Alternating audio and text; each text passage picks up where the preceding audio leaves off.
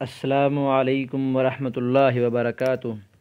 الحمدللہ وحدہ والصلاة والسلام علی من لا نبی بعدہ، اما بعد۔ باب دخول الخلاء والاستطابۃ، بیت الخلاء میں داخل ہونے کا باب اور طہارت کو، نظافت کو، پاکی کو طلب کرنے کا باب۔ لفظ خلاء خلو سے نکلا ہے اور اس سے مراد المکان المعد لقضاء الحاجہ، قضاء حاجت کے لیے جس مکان کو تیار کیا جائے اسے خلاء سے تعبیر کیا جاتا ہے۔ اور اس کو بیت الخلاء اس لیے بھی کہا جاتا ہے کیونکہ انسان یہاں پر اکیلا ہوتا ہے۔ اور استطابہ یہ طیب طیبہ سے نکلا ہے جس سے مقصود تنظیف السبیلین من الخارج منہما، بول و براد کے بعد جو سبیلین شرمگاہوں کا ظاہری حصہ ہے اس کی نظافت کو طلب کرنا، یعنی طالب التطیب من الخبث الذي اصابه من اجل البول بالغائط۔ اور اس استطابہ کے اندر استجمار بالاحجار اور استنجاء بالماء دونوں شامل ہیں۔ اگر انسان پانی سے سبیلین کو، شرمگاہوں کو صاف کرے تو عموماً اس کو استنجاء سے تعبیر کیا جاتا ہے، اور اگر ڈھیلے یا پتھر وغیرہ استعمال کرے تو اس سے استجمار سے تعبیر کیا جاتا ہے۔ یہاں پر باب دخول الخلاء والاستطابۃ، ایک بات کو ملحوظ خاطر رکھنا بہت ہی اہم ہے کہ دین اسلام تمام کی تمام وجوہ، چاہے وہ عبادات سے تعلق رکھتی ہوں، اخلاق سے ہوں، معاملات سے ہوں، زندگی کے جتنے بھی احوال ہیں، ہر اعتبار سے کامل ہے۔ اور یہ ہر اس چیز کو شامل ہے جس کی انسان کو ضرورت تھی، چاہے وہ اس کے امور دین ہوں یا امور دنیا ہوں۔ جناب محمد صلی اللہ علیہ وسلم نے امت کو تمام کچھ سکھلا دیا، یہاں تک کہ آداب قضاء الحاجہ، آداب العقل، کھانے کے آداب، لباس پہننے کے آداب، بیٹھنے کے آداب، ملاقات کے آداب۔ اور اس کے علاوہ دین اسلام کے کامل ترین ہونے کی دلیل صحیح المسلم کتاب الطہارہ باب الاستطابہ روایت نمبر 262 میں بعض مشرکوں نے سلمان فارسی رضی اللہ تعالیٰ عنہ سے کہا، علمکم نبیکم کل شیء، تمہارے نبی نے تمہیں ہر چیز سکھا دی ہے؟ تو انہوں نے کہا کیوں نہیں، ہمیں تو ہمارے نبی نے سبھی کچھ سکھا دیا ہے، مطلب قضاء حاجت کی آداب تک سکھا دیے ہیں۔ تو امام مقدسی علیہ رحمہ کتاب الطہارہ کے اندر کتاب الطہارہ کے تحت 12 روایات کو بیان کرنے کے بعد باب قائم کرتے ہیں، باب دخول الخلاء والاستطابہ، یعنی بیت الخلاء میں داخل ہوتے وقت یا نظافت کو طلب کرنے میں جناب محمد صلی اللہ علیہ وسلم کے حکم کیا ہیں، آپ کے احکام کیا ہیں، طریقہ کار کیا ہے۔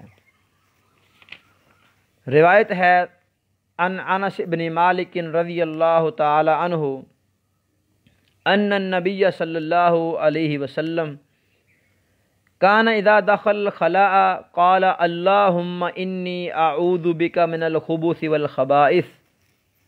انس بن مالک رضی اللہ تعالی عنہ کی روایت کہ نبی صلی اللہ علیہ وسلم جب داخل ہوا کرتے تھے بیت الخلاء میں تو آپ فرمایا کرتے تھے، اے اللہ میں تیری پناہ میں آتا ہوں خبیث جنوں اور خبیث جننیوں سے۔ الخبث کا لفظ یہ خبیث کی جمع ہے، اور خبائث یہ خبیثہ کی جمع ہے، یعنی اللہ کے نبی صلی اللہ علیہ وسلم مذکر شیاطینوں سے اور مؤنث شیطانوں سے پناہ پکڑ رہے ہیں۔ سیدنا انس بن مالک رضی اللہ تعالی عنہ کی اس حدیث کے اندر جناب محمد صلی اللہ علیہ وسلم کچھ آداب سکھلا رہے ہیں، بیت الخلاء میں انٹر ہونے کا ادب۔ تو آپ نے اپنی امت کو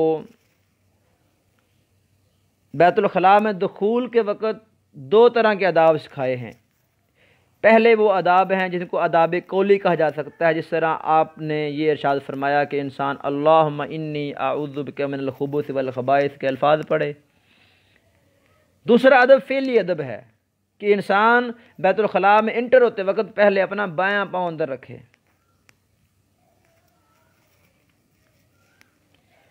تو آپ نے اس حدیث مبارکہ کے تحت یہ دعا سکھلا دی کہ انسان اللہم انی اعوذ بک من الخبث والخبائث کے الفاظ بیت الخلاء میں انٹر ہونے کے وقت پڑھے۔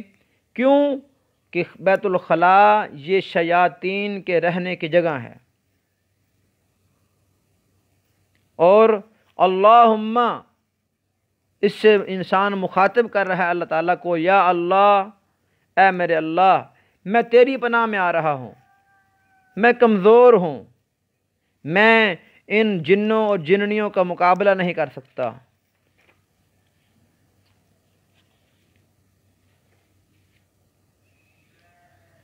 حدیث مبارکہ کے تحت چند ایک فوائد کو ذکر کرتا ہوں۔ اس حدیث مبارکہ میں سب سے پہلا مقصد جو باب سے مطابقت ہے، باب دخول الخلاء، تو حدیث مبارکہ کے الفاظ آگئے اذا دخل الخلاء، تو آپ نے ایک قولی ادب یہ بتلایا کہ انسان یہ دعا پڑھے۔ پھر اس حدیث مبارکہ سے جناب محمد صلی اللہ علیہ وسلم کا کہنا، آپ کا ارشاد فرمانا اللہم انی اعوذ بک من الخبث والخبائث، یہ روایت صحیح البخاری کتاب الوضوء باب ما یقول عند الخلاء رقم 142، اور صحیح مسلم کتاب الحیض باب ما یقول اذا اراد دخول الخلاء روایت نمبر 375 ہے کہ اللہ کے نبی صلی اللہ علیہ وسلم بشروں میں سے ایک بشر تھے جو اپنے لیے نفع اور نقصان کے مالک نہیں تھے، اور اللہ رب العزت نے بھی آپ کو اس بات کا حکم دیا کہ آپ اس بات کا اعلان کریں قل لا املک لنفسی نفعا ولا ضرا الا ما شاء اللہ، سورۃ الاعراف آیت نمبر 188۔ اور آپ نے ارشاد فرمایا اللہ کے کہنے پر قل لا اقول لکم عندی خزائن اللہ ولا عالم الغیب ولا اقول لکم انی ملک ان اتبع الا ما یوحى الی، سورۃ الانعام آیت نمبر 50۔ یعنی جناب محمد صلی اللہ علیہ وسلم کا یہ ارشاد فرمانا اللہم انی اعوذ بک من الخبث والخبائث اس بات پر دال ہے کہ اللہ کے نبی صلی اللہ علیہ وسلم اللہ کی پناہ میں جا رہے ہیں، خود کو کمزور سمجھ رہے ہیں۔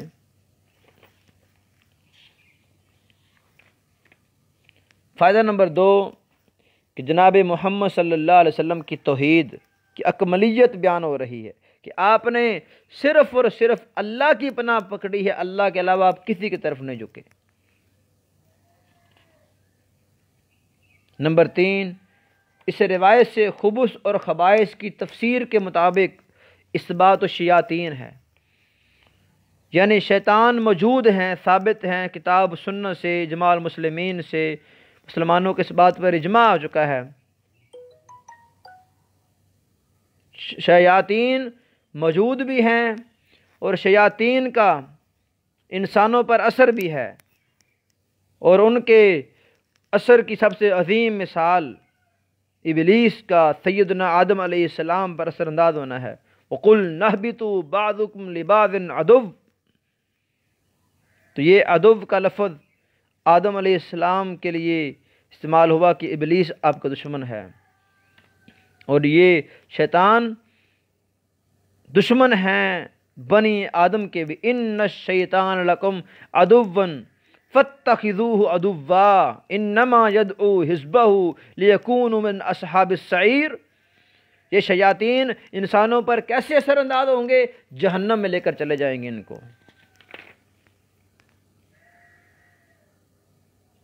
پھر ایک اہم اشارہ اس طرف دیا گیا کہ خلا، جو بیت الخلا ہیں، جو باتھ روم ہیں، یہ مسکن الشیاطین اور مأویٰ شیاطین ہیں، جہاں پر شیاطین زندگی بسر کرتے ہیں، جہاں پر رہتے ہیں، یہ ان کا ٹھکانہ ہے۔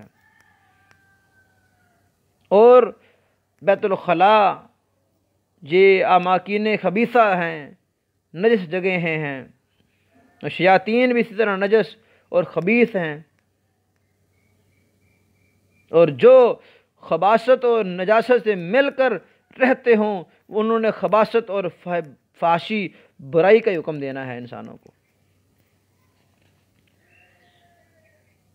اللہ رب العزت کی بادشاہت کے عموم کو بھی اس حدیث سے نکالا جا سکتا ہے کہ اللہ رب العزت کے حکم کے علاوہ کوئی اور ذات انسان کو جن اور جنیوں سے نہیں بچا سکتی۔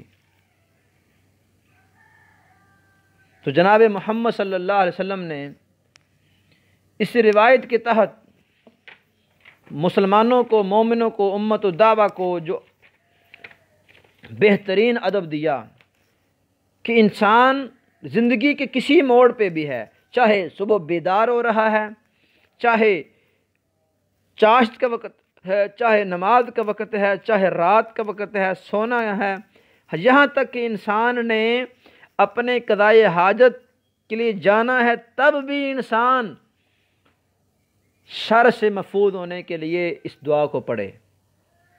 تو اللہ تعالی ہمیں اس دعا کو پڑھنے کی توفیق عطا فرمائے۔ واقول قولی ھذا واستغفر اللہ واتوب الیہ۔